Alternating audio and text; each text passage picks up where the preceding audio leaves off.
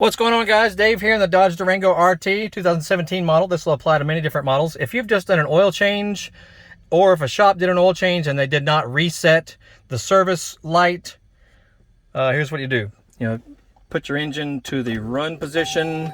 Do not start the car. Just put it on run. Watch your screen. See in the center there, hold OK to reset. So on your left thumb here, just hold that button down.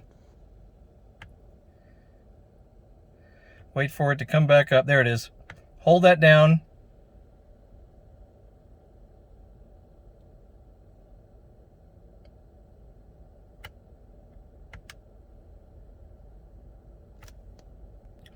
And when the gauge goes back up to 100%, as you see above, that means it's been reset.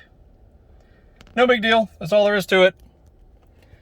Check out other videos about this car and tons of other stuff on our channel. And look for the thumbnails that pop up at the end of the video that send you to other areas of our channel. Y'all have a great day. We'll see you later.